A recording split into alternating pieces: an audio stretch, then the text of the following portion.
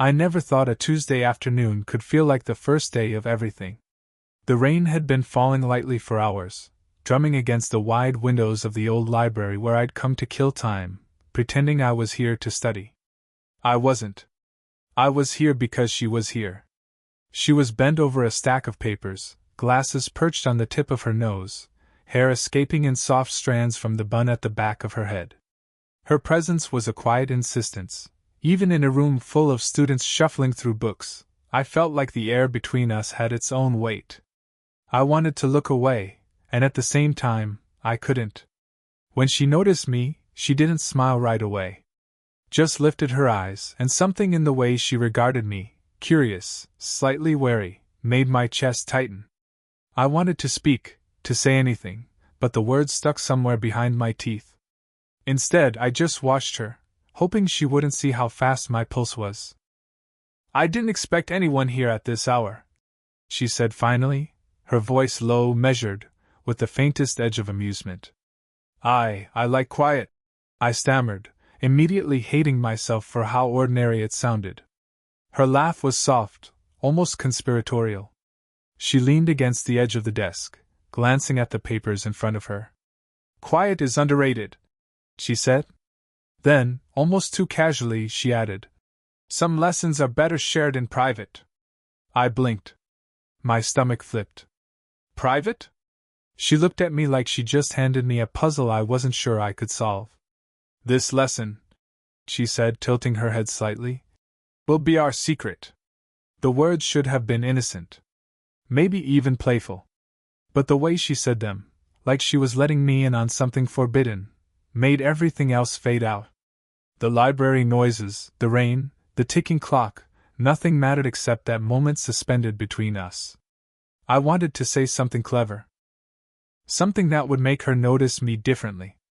Instead, I found myself leaning forward, daring to hope she wouldn't retract the invitation before I'd even begun. Her fingers brushed a page as she handed me a notebook. My hand caught hers, briefly, almost by accident, and the warmth lingered longer than it had any right to. I could feel my cheeks heating as she let go, her eyes flicking up to mine with a question I couldn't read. "You're serious about learning?" she asked, her tone softening, almost like she was testing the waters of how far this could go. Yes," I managed, though my voice sounded foreign to me, tremulous in the way it always did around her. She nodded slowly, and in that nod, in that measured exhale, I felt a strange sense of gravity pulling us closer together. Something unspoken hovered over us, something thrilling, risky, impossible to define. I wanted to chase it, but I also wanted to stay still, because this quiet, charged stillness, felt like the beginning of everything I'd been waiting for. Then, just as the air seemed to hold its breath along with me, the doorbell rang. Sharp. Unyielding. Her eyes flicked toward the sound, a flash of surprise, or was it alarm, crossing her face. I wanted to ask her if she was all right, wanted to reach for her hand, wanted to, something. But before I could move, she stood, brushing her hair back over her shoulder, and for a brief heartbeat, our eyes locked. I stayed by the window long after the doorbell had rung, tracing the raindrops as if they might spell out the answers I didn't have. She returned, carrying a small stack of books, but there was something different in her expression, a guardedness I hadn't noticed before, like she was holding a part of herself back. "You're quiet today," she said, almost like an observation rather than a question. I'm thinking," I replied, trying to sound composed, but my voice cracked anyway. She glanced at me, sharp enough to make me flinch, and then softened, letting a small sigh escape. "You know," she began slowly, "life doesn't usually hand out chances like this twice."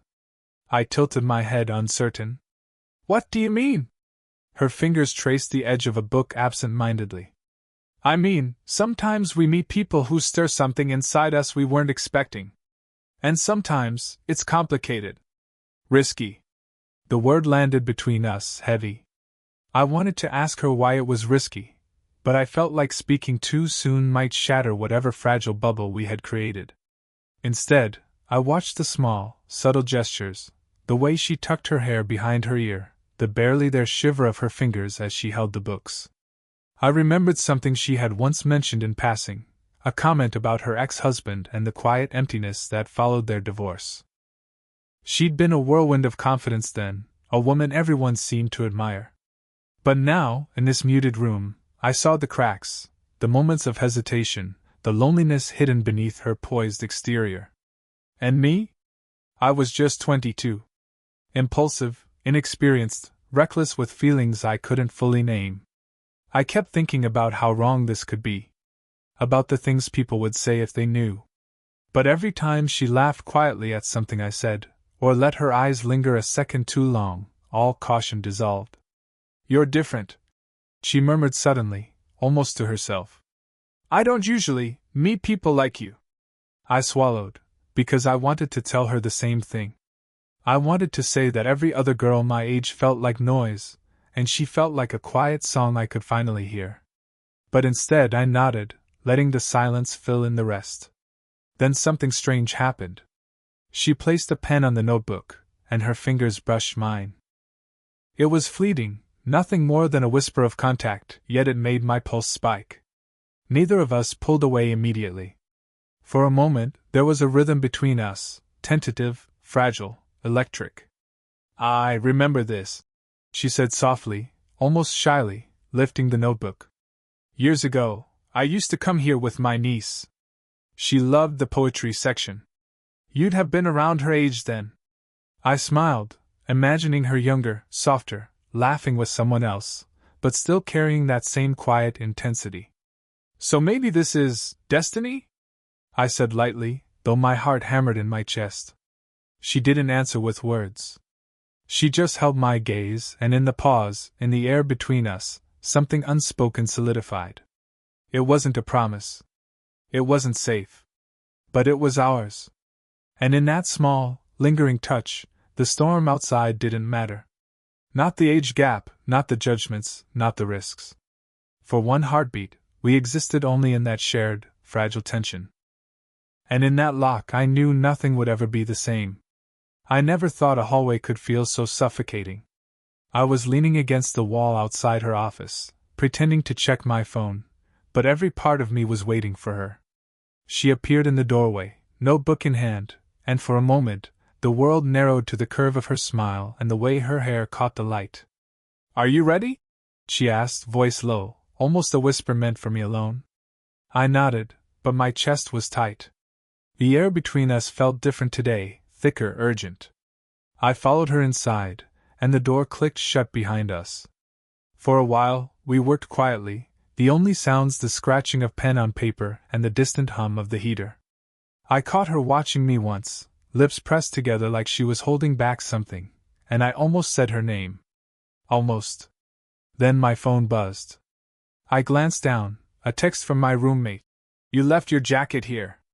Thought you should know." I stiffened. Why now? Why did it feel like a warning? I ignored it, hoping she wouldn't notice my distraction. But she did. "You're tense," she said softly, stepping closer, close enough that I could see the faint shimmer of her perfume, warm and faintly floral. My throat went dry. "I'm fine," I muttered, though my voice cracked. Her eyes didn't leave mine. "You're lying."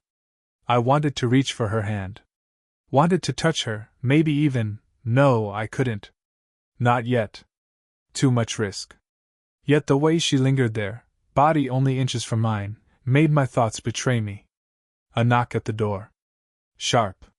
Intrusive. "Marcy? Are you in there?" A familiar voice called. My heart sank. Her ex-husband, or at least someone I didn't know, but someone who didn't belong here. She stiffened, stepping slightly away from me, notebook clutched to her chest. Just finishing up," she said, her voice steady but her fingers trembling just enough for me to see. I wanted to melt into the floor. Wanted to explain myself, apologize, disappear, but I stayed. My presence was a risk she was now forced to navigate. The door opened just a crack. A hand appeared, a brief flash of curiosity that could have been suspicion. "Okay, thanks," the voice said, retreating. We exhaled together. A beat. A long, heavy beat where I realized I could have kissed her, should have kissed her, but didn't. Instead, my hand twitched toward hers, hovering just shy of contact. She caught the movement, and neither of us looked away. "I shouldn't," she whispered, and I could hear the hesitation, the warning, the longing all tangled into one fragile sound. "I know," I murmured, though my voice betrayed me. My fingers itched to brush hers. For a moment, we existed in the space where almost touch became its own confession, a secret promise neither of us could say aloud. The tension stretched, fragile and electric, and I knew that one more step, one careless word, could change everything. Yet, despite the danger, despite the guilt, despite everything I told myself about boundaries and age and propriety, I couldn't step back. Not entirely. Because when our eyes met, when the rain drummed against the window, I knew that whatever this was, whatever it had become, it wasn't just a lesson. It was everything I'd been waiting for. And then her phone buzzed. The room felt smaller today. Maybe it was me, maybe it was the way she looked at me, like she was measuring what we could dare to do, weighing the consequences against the pull between us. I wanted to close the distance, wanted to tell her everything I'd been thinking, but my tongue felt heavy, my hands useless. She was flipping through her notebook, pretending to check something, but I could see her fingers tremble slightly. The subtle bite of her lip told me more than words ever could. I knew she was struggling too, the same way I was, though we both tried to hide it. "I shouldn't have said that yesterday," I blurted suddenly, heart pounding. My voice was louder than I intended. About feeling. I stopped. I didn't have the courage to finish. She glanced up, eyes widening. "About what?" "About everything," I admitted, swallowing hard. "About wanting this, wanting you." "I shouldn't." Her gaze dropped to the floor, then back up, sharp and piercing. "You're reckless," she said softly. "Do you know that?" "Yes," I whispered. "But I can't stop." Her breath hitched. She stepped closer, closing the tiny gap that felt like both a chasm and a bridge. My pulse raced. I could smell her, coffee and something warmer, something personal. I wanted to reach out, to finally let my fingers brush hers. But I froze, afraid. Afraid of crossing the line, afraid of ruining everything with a single, impulsive move. Then came the knock. Slow, deliberate. Someone else. My stomach sank. My roommate's voice echoed from the hallway, asking if I was around. She stiffened, tension flaring in every line of her body. Her eyes darted toward the door, then back to mine, a silent conversation passing between us. "I can't, not here," she said, voice trembling. "I know," I breathed. The space between us felt electric, charged with every suppressed feeling we'd been trying to contain. I could see it in her eyes, desire, hesitation, guilt, curiosity, all at once. I wanted to tell her that none of it mattered, that we could risk it all right now, but something stopped me. Something fragile and careful whispered that the world outside this room wasn't ours yet. A sudden pang of jealousy hit me. Someone else had her attention, always could, always might. The thought made my chest tighten in a way I couldn't rationalize. I don't want anyone else to." I choked on the words, afraid they sounded absurd. She shook her head, and her fingers brushed against my arm, not a handhold, not quite, but a warning and a promise rolled into one. Her eyes softened, just a little, and I felt my resolve crumble. I wanted to lean in, wanted to close that last distance between us, to feel her lips, to hear her laugh in that soft, quiet way no one else ever heard. But before I could, she stepped back, clutching her notebook against her chest, and whispered, "Not yet. Not here." And just like that, the storm outside became a mirror of the storm inside me. I wanted to argue, to insist, to demand, but I couldn't. We were on the edge, both of us, and everything hung suspended, waiting for the moment when one choice would tip the balance. And then the phone on her desk buzzed again. I thought I had a handle on everything. I thought we were careful, quiet, balancing the thrill and the risk just right. But then the text came. Her phone buzzed again, an innocuous sound, but this time I couldn't ignore it. She glanced down, her fingers tightening around the edge of her notebook, and something in her eyes shifted. I leaned closer, heart hammering. "Who is it?" I asked, trying to keep my voice calm. She hesitated. That hesitation, it cut deeper than any words could. "It's nothing," she said quickly, almost too quickly. But I could see the lie unraveling before her own eyes. And then I saw it. A message preview flashing across her screen. "I saw you with him today. Don't think you can hide this forever." My stomach dropped. Her gaze met mine, wide, almost panicked, and I realized what it meant. Someone had seen us. Someone had connected the dots.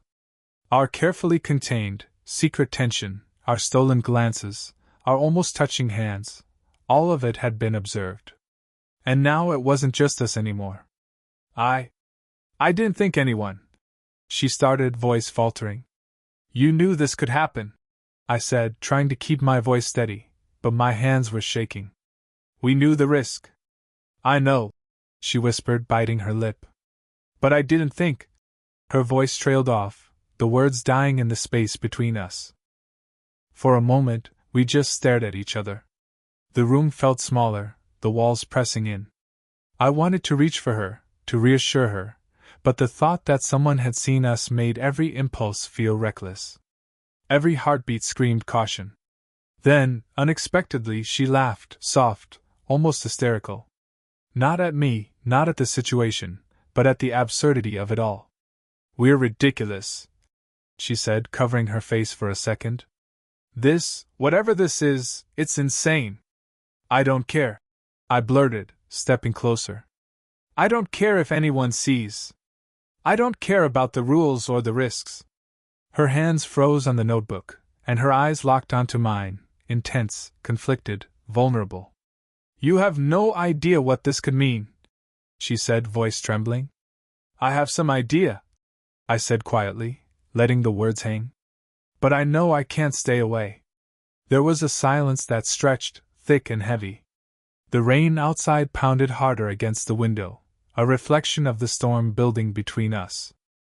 I wanted to tell her everything, how long I'd been captivated, how every thought of her had consumed me, but fear held me back. Fear of judgment, fear of ruin, fear that this was just a fleeting thing. And then she did something I didn't expect. She stepped closer, close enough for me to feel the warmth radiating from her. Not touching, not yet, but close enough that I could feel the tension crackling between us. "I shouldn't," she whispered, voice breaking. "But I can't stay away either." And just as the words hung in the air, my phone buzzed. Another message. Another complication. The rain had stopped. The library smelled faintly of wet stone and old paper, but all I could notice was her, every line of tension, every flicker in her eyes. I wanted to speak, but my mouth felt like it had forgotten how. "I can't," she began, voice trembling. Her fingers gripped the edge of the desk, knuckles white. "I can't do this the way I want to." I stepped closer, heart hammering. "Do what?" I asked, though I already knew. She looked at me, and for the first time, there were no walls, no careful distance, no rehearsed lines. Just her. Vulnerable, human, alive. "This," she said softly. "Us.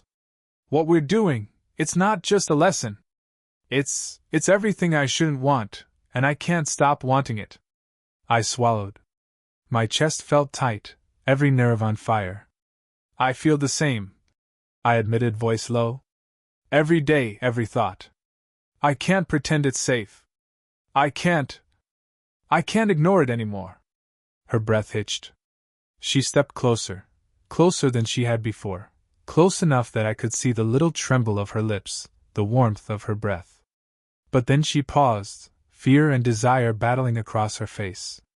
"And yet," she whispered, "we could destroy everything. Someone could find out.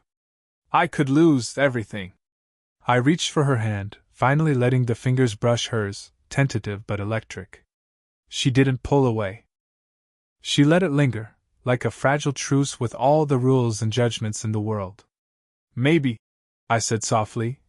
Maybe it's worth it. Maybe we risk it all because it's real. Because this, what we have, it's real.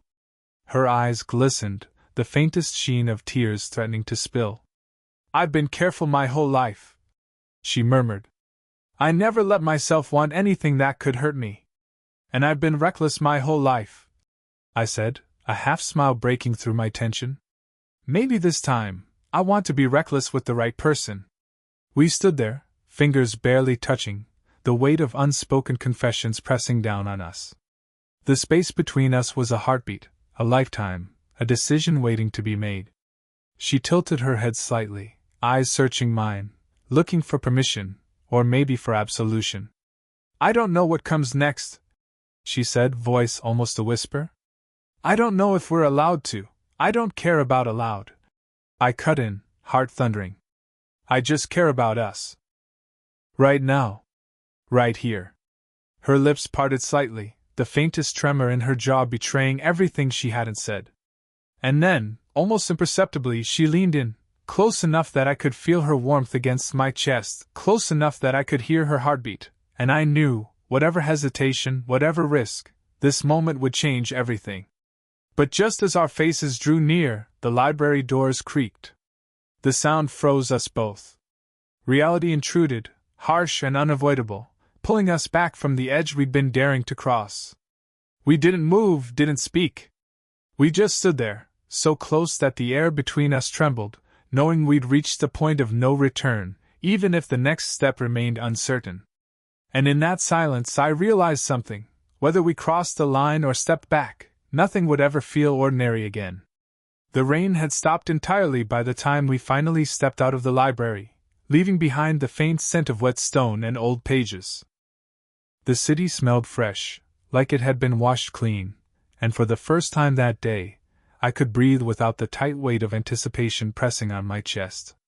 She walked beside me, her steps measured, quiet, but close enough that I could feel the warmth radiating from her. Neither of us spoke at first.